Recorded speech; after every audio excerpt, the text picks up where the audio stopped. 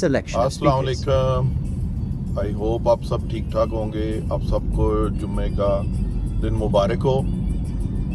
एक बड़ा common question किया जाता है मुझे कि जी फ्रंट डोर्स में स्पीकर लगाने से आवाज़ क्या लाउड हो जाएगी, स्पीकर का साइज़ बहुत छोटा है, ये क्या आवाज़ निकालेगा।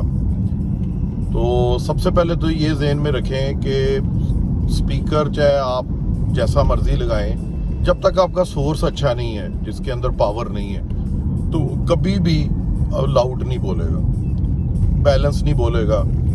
अब जैसे अगर फॉर एग्जांपल आप OEM जो हेड यूनिट्स आजकल हर गाड़ी में एंड्रॉयड लगे आ रहे हैं, आप उनके साथ स्पीकर चेंज करते हैं और आप सोचते हैं कि मैं बड़ा कोई अच्छा स्पीकर लगा रहा हूँ और 20-25 हज़ार वाला जस्ट लाइक कंपोनेंट लगा रहा हूँ, साउंड लाउड हो जाएगा। लाउड नहीं होगा, आपकी क्लैरिटी बढ़ जाएगी। डिस्टॉर्शन जो OEM स्पीकर दे रहा था वो 15 वॉट का होता है, छोटा सा मैग्नेट होता है। साउंड की क्लैरिटी बढ़ जाएगी, आपको हर टोन जो है वो प्रॉपर सुनाई देगी, लेकिन 60-70% वॉल्यूम तक, क्योंकि जो OEM यूनिट्स हैं वो 75% के बाद डिस्टॉर्शन पे चले जाते हैं। उसकी रीज़न ये है कि उनका जो साउंड IC है वो लाउडनेस के लिए नहीं बना होता, वो अपने OEM स्पीकर जो उसके साथ लगे होते हैं उनको भी बचाता है। जो ही वो 75% से ऊपर वॉल्यूम जाता है तो बेस ख़त्म हो जाती है, ट्रेबल बढ़ जाती है। बहुत दफ़ा आपने नोट किया होगा जो लिसनर हैं कि जब भी आप OEM एंड्रॉयड हो गया या चाइना का हेड यूनिट हो गया, जब आप उसको लाउड करते हैं तो आपकी बेस कम हो जाती है, तो वो हमें कंप्लेंट करते हैं। तो वो उसके साथ आप एम्पलीफायर ऐड ऑन करें जो फ्रीक्वेंसी को इन्हांस करेगा और कंट्रोल उसमें होंगे, जिससे आप अपनी बैलेंस को जो बेस है उसको बैलेंस कर सकते हैं। दूसरी एक चीज़ है कि मैं हमेशा लोगों को ये कहता हूँ कि जब भी आप स्पीकर लें या वूफर लें, उसके वॉट्स पे ना जाएं। कोई वॉट्स ज़्यादा होने से कोई स्पीकर लाउड नहीं हो जाता, ठीक है।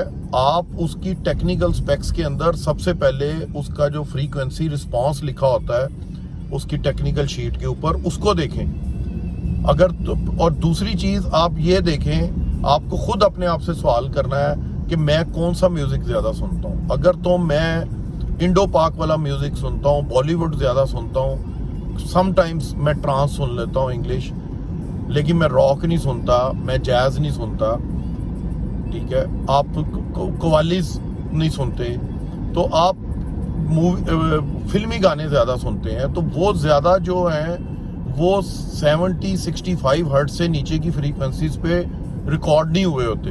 तो आपको ऐसा कंपोनेंट लेना है जो 60-65 हर्ट्ज से स्टार्ट हो और ऊपर 24,000 या 20,000 तक जाए। अब जितना वो लो की तरफ आएगा वो बेस वाली है फ्रीक्वेंसीज। अब अगर फॉर एग्जांपल आप हिप हॉप सुनते हैं, ट्रांस ऐसा सुनते हैं जिसमें बेस का एलिमेंट ज़्यादा है, तो आपने ऐसा कंपोनेंट लेना है जो बिलो 50 या 50 हर्ट्ज से स्टार्ट हो।